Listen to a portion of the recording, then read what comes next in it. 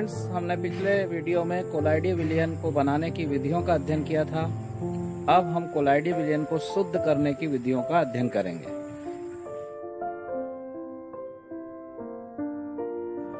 कोलाइडी विलयन में अनेक अशुद्धियां होती है। इन अशुद्धियों को दूर करने के लिए सर्वप्रथम ग्राहम नामक वैज्ञानिक ने एक विधि दी, जिसे ग्राहम की अपोहन विधि अर्थात डायलिसिस विधि के नाम से जाना जाता है।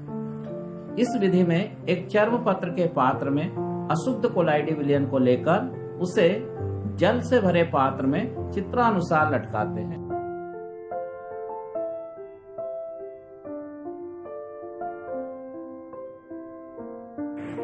चर्म पत्र का पात्र अर्धपारगम झिल्ली का कार्य करता है।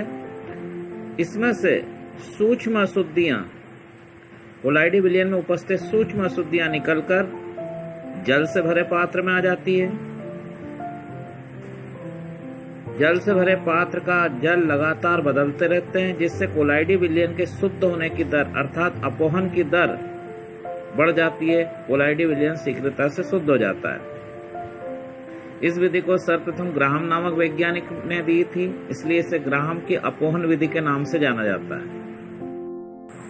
ग्राहम की अपोहन विधि से कोलाइडी विलयन को शुद्ध करने में बहुत अधिक समय लगता है, इसलिए वैज्ञानिकों ने एक नई विधि दी, जिसे वैद्युत अपोहन विधि के नाम से जाना जाता है।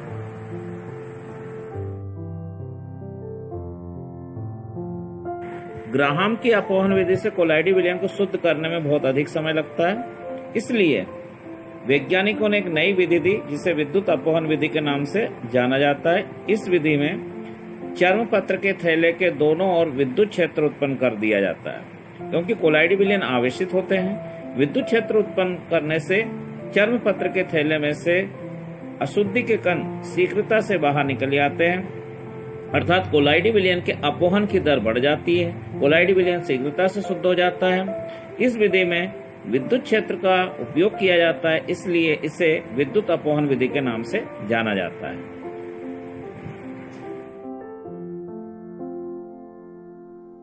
ये थी कोलाइडी विलयन को शुद्ध करने की विधियां अर्थात उनके शोधन की विधियां।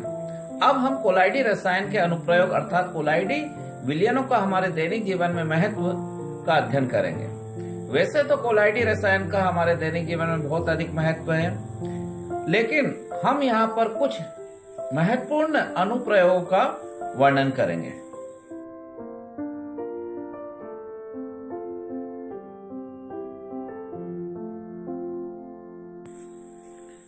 कोलाइडी रसायन के अनुप्रयोगों में सर्वप्रथम हम जल के शुद्धिकरण का अध्ययन करेंगे।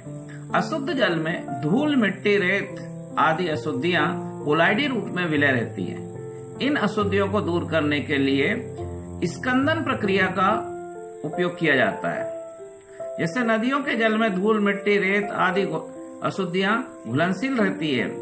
नदियों के जल को साफ करने के लिए उसमें फिटकरी मिलाया जाता है।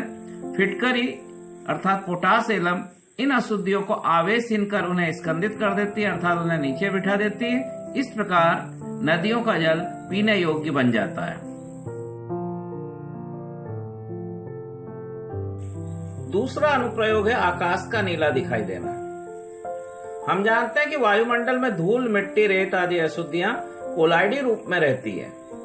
जब सूर्य प्रकाश वायुमंडल में से होकर पृथ्वी पर आता है, तो ये अशुद्धियां सूर्य प्रकाश का अवशोषण कर नीले रंग के प्रकाश को प्रकीर्णित कर देती है, अर्थात नीले रंग के प्रकाश को बिखेर देती है, प्रकीर्णित कर देती है, जिससे आकाश नीला दिखाई देता है।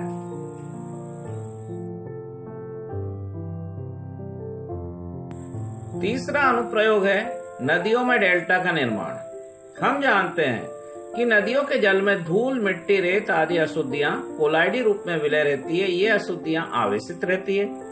जब नदियों का जल समुद्र में जाकर मिलता है, तो संगम स्थान पर इन अशुद्धियों के डेल आकार के टीले बन जाते हैं, अर्थात ढेर लग जाते हैं। क्योंकि नदियों के जल में उपस्थित अशुद्धियां धूल, मिट्टी, रेत आदि अशुद्धियां आवेशित होती है। समुद्र के जल में उपस्थित लवण इन अशुद्धियों को स्कंदित कर देते हैं, जिससे अशुद्धियों के डेल आकार के टीले बन जाते हैं, ढेर लग जाते हैं। इसे ही नदियों में डेल्टा का निर्माण कहते हैं।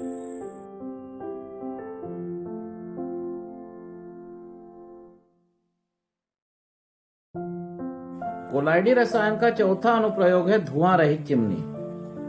हम जानते हैं कि धुआं कार्बन का ऋणावेशित कोलाइडी विलयन होता है।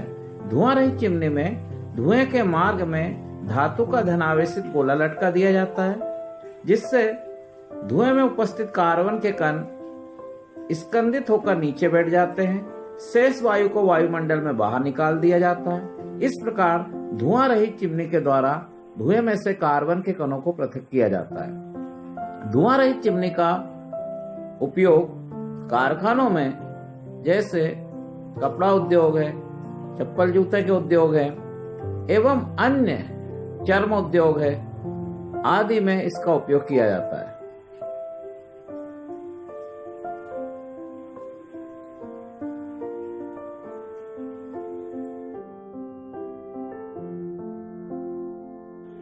कोलाइडी रसायन के अन्य अनुप्रयोगों में जैसे साबुन की प्रक्षालन क्रिया जिससे कपड़ा साफ किया जाता है, बड़े बड़े शहरों की गटर साफ करने के लिए भी कोलाइडी रसायन के सिद्धांतों का उपयोग होता है।